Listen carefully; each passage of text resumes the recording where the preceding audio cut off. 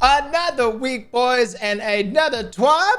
This week in Destiny, a 10-year journey reached its glorious conclusion. We've been the witness and saved the solar system. Now is the time to celebrate and to look at the bright future ahead of us, with Echoes being our first stop. The journey ahead starts today. Meet the winners of the world's first race. Grandmaster Excision arrives on June the 18th. Oh my God.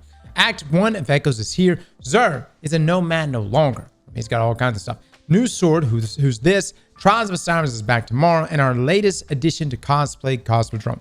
Now, the journey ahead. The final shape is the end of the Light and Darkness saga, but it's not at all the end of the Destiny universe.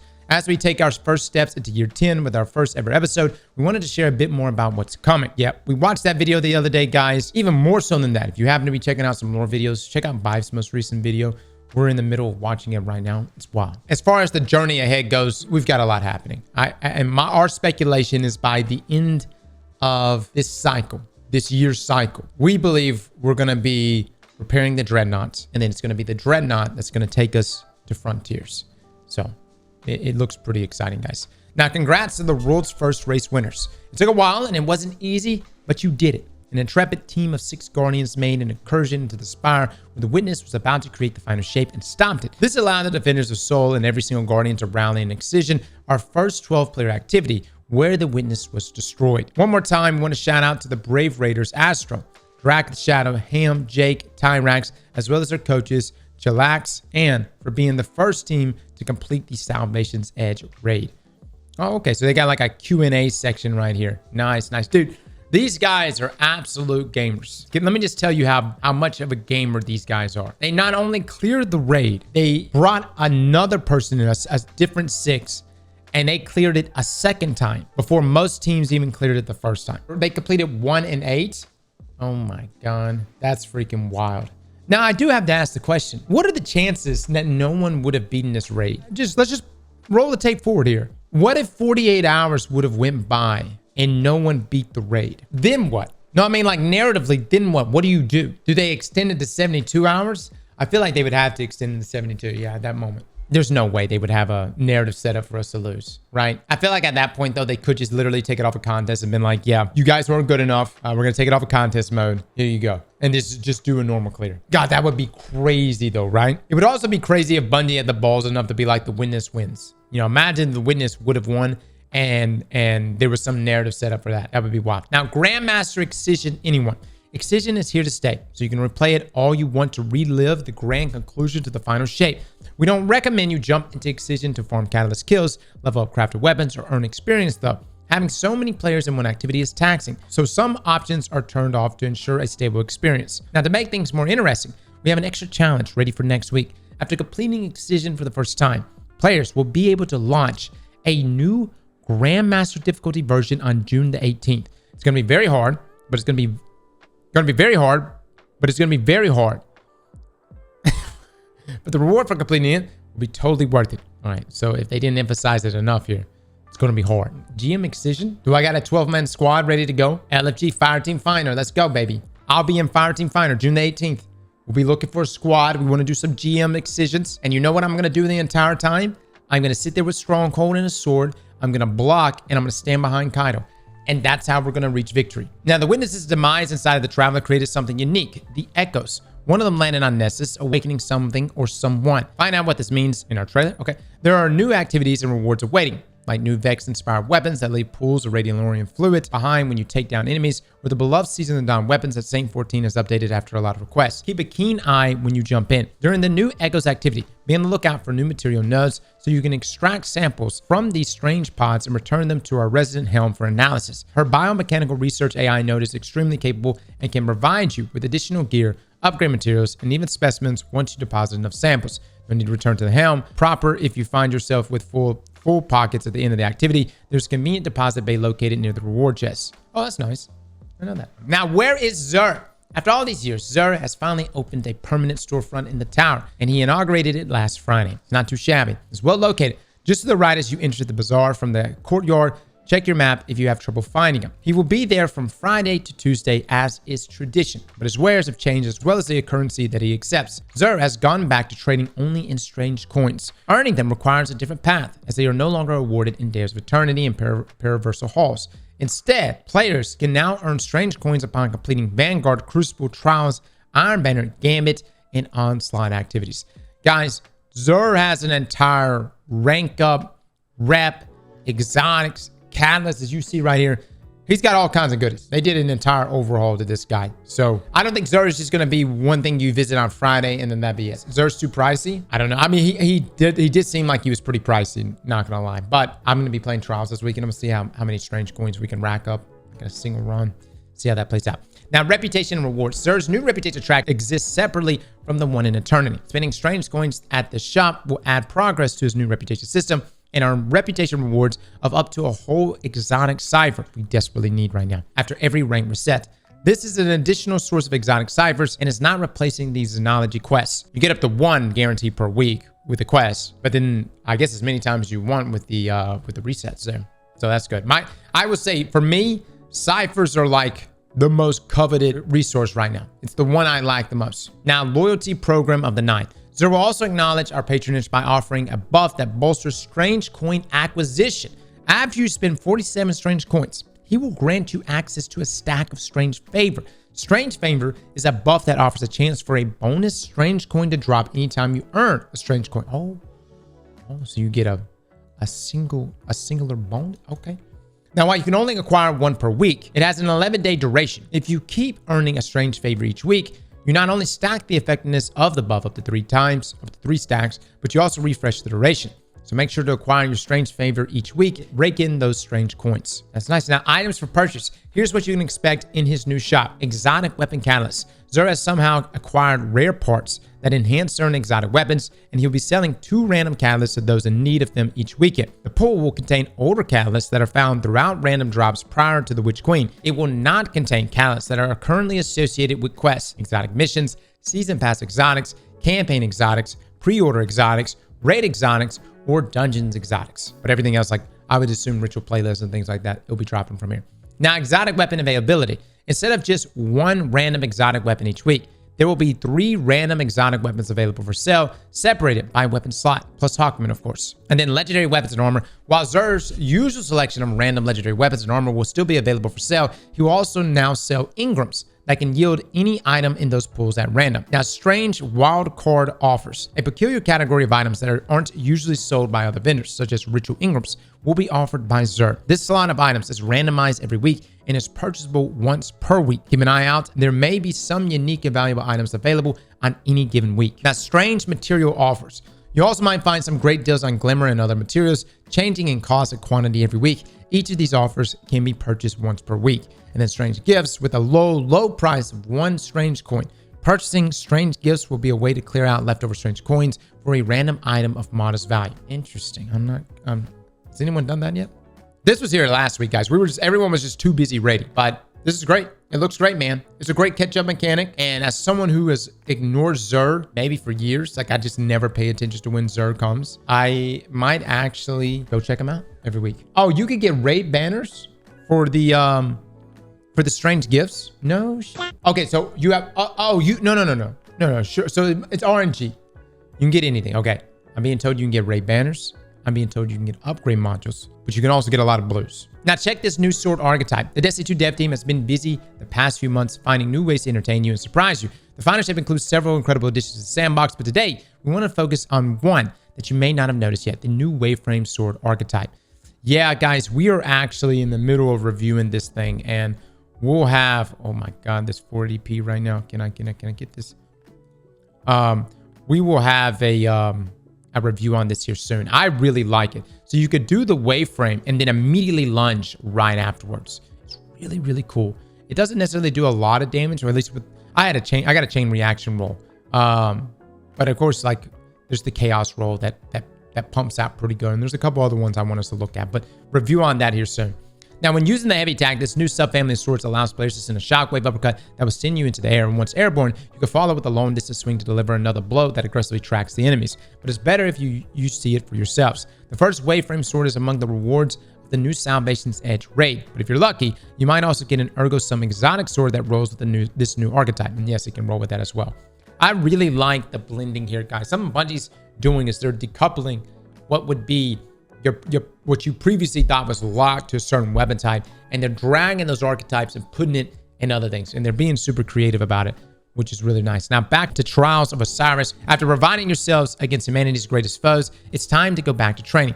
What better place to do so than Trials of Osiris? Saint 14 will be offering the summoner this weekend for those capable enough, as well as the new currency, the Osirian Cipher. Now, this new and very aptly named currency can be exchanged for rewards every weekend. You get 4 after opening the flawless chest at the lighthouse, or 1 after completing a passage of persistence, and you can have up to 10 in your inventory. Use them wisely. What the hell did they give us? Yeah, did Bungie even say? I didn't even know we were getting this. Oh, is this gonna be so we can redeem it for another adept weapon?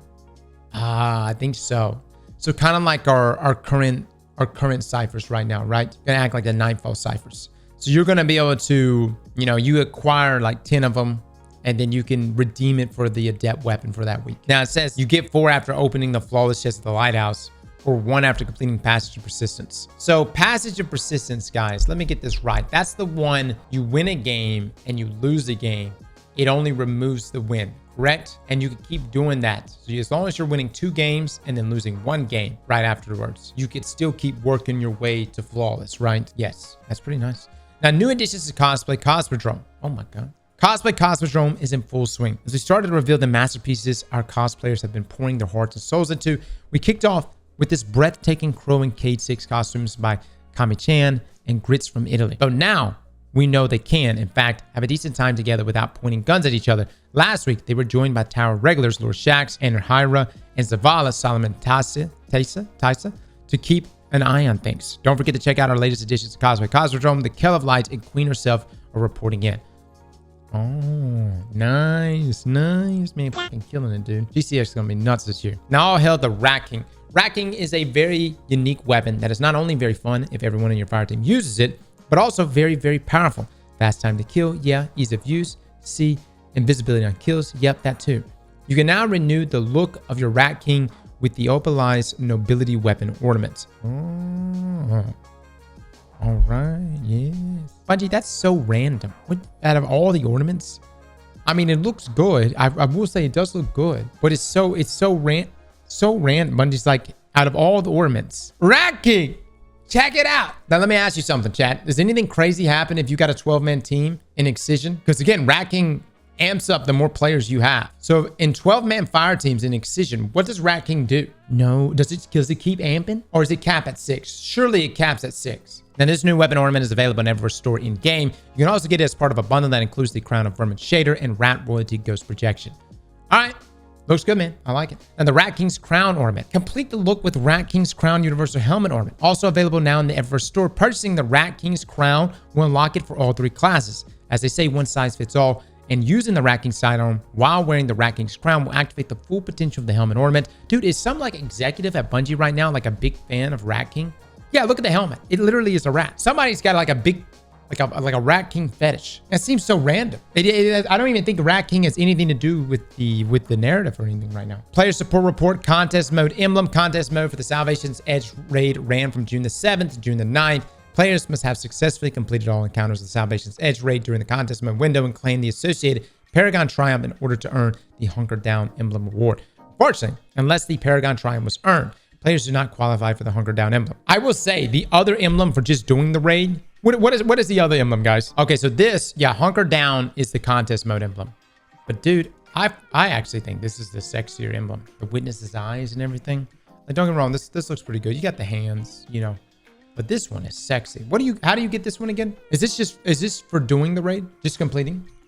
Yeah, just completing. I think that one's, we were actually wanting Bungie to swap these two. Like, don't get me wrong, the contest mode one looks pretty cool, but we were wanting them to swap these two. This one is a very good looking emblem, guys. Now, acquiring prismatic on alternate characters. The Destined Heroes Lost in Light and Found in the Dark quest can only be completed once per account. Players who purchase a campaign skip boost for the final shape or are attempting to acquire prismatic on an alternate character will instead need to play the 6 adventures available in the Lost City to unlock the prismatic abilities. Guys, if you go literally to the Pale Heart, like if you bought the campaign skip, if you go here to Lost City, you will see the adventures spread out there. do those adventures and you will get the rest of your abilities. Now, this is separate from the fragments, and we have an entire video on the fragments and how to get them, but that's separate. This is for my folks that bought the campaign skill. Now, convalescence budding. To mitigate an issue where some players were unable to progress the convalescent budding quest, we've unlocked the ability for all players with free roam access to the Pale to access the cooperative focus activity nodes. Players are advised to not launch into these activities until they are directed by the convalescence budding quests. Now, season 20 through season 23, weapon crafting. We are aware of an issue where players who completed crafting patterns from season 20 through 23, while they are available, are no longer able to craft these weapons. This is not intentional and will be resolved in a future update. Now, Salvation's Edge Bungie rewards to unlock the ability to purchase Salvation's Edge Raid Jacket and the Debt Sling Bag by Chrome Industries through Bungie's rewards. Players will need to complete the Salvation's Edge Raid and claim the associated triumph prior to June the 25th. Now, other known issues. Players who completed the transmigration mission but did not unlock Prismatic will need to replay this mission solo to acquire the new subclass. The Light Magnified Pathfinder objective states that it requires orbs of power to be generated using Masterwork weapons, when it can also be progressed via orb generation from non-Masterwork weapons. Now, Prismatic Warlocks who equip Phoenix Dive and no other strand abilities will cause targetless Threadlings to no longer remain on the player. Evidence for Glade patterns require legendary shards to unlock when attempting to acquire them on an alternate character. Dang. Attempting to shape or reshape the Edge of Concurrence, Edge of Intent, or Edge of Action glades will result in a Weasel error. The final Slice Finisher preview does not reset. Players report that Diadac Prism cannot be dismantled if they already acquired Ergo Sum on an alternate character. The Diadac Prism can be dismantled, but players must do so in a social space. The natural 20 emo display different role results between observing players. Some weapons do not receive enhanced perk when enhanced.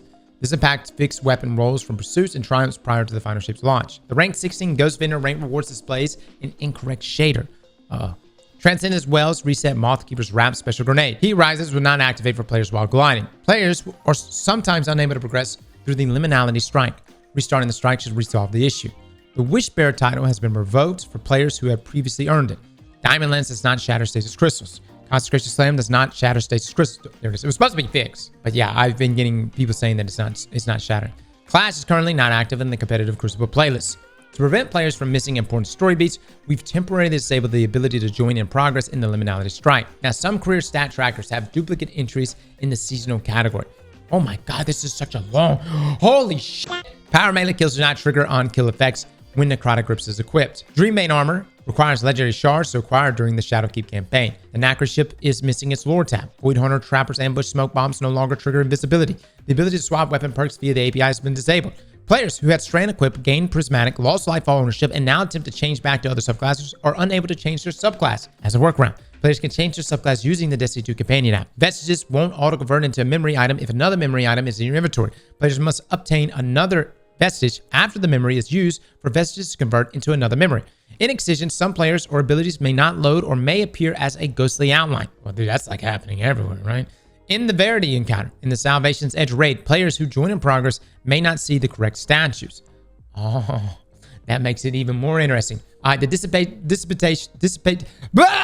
Dissipation encounter in the Salvation's Edge raid, the boss will not announce when it is becoming enraged. Players will have 3 damage opportunities before the boss automatically enters last stand. The Arms Reach armor mod for the Salvation's Edge armor set is not displaying the correct description. The description should read, in Salvation's Edge, gain bonus super energy when defeating a band near a limb of the witness. The on-offensive quest from Zavala can no longer be finished due to it requiring the completion of Vanguard bounties. Playing through the Final Shape campaign on multiple characters of the same class may block acquisition of Prismatic on subsequent characters of the same class. We're investigating an increase in thermal arrows on Xbox consoles.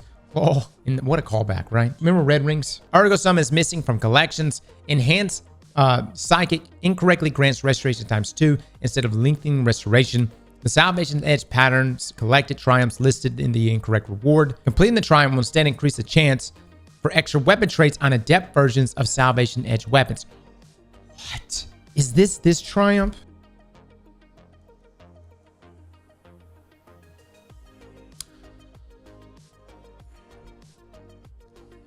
The Salvation's Edge patterns collected triumph lists the incorrect reward. So for those wondering what we're talking about, right here it says increases the chance for an extra weapon trait for Euphony. This is the raid exotic, and we were hyped as hell. We were like, oh my god, you're about to give us traits on this thing. This thing is already nuts. Now you're about to, you can give me hatchling, you're gonna give me precision instrument, rewind rounds. What you gonna give me here, Bungie?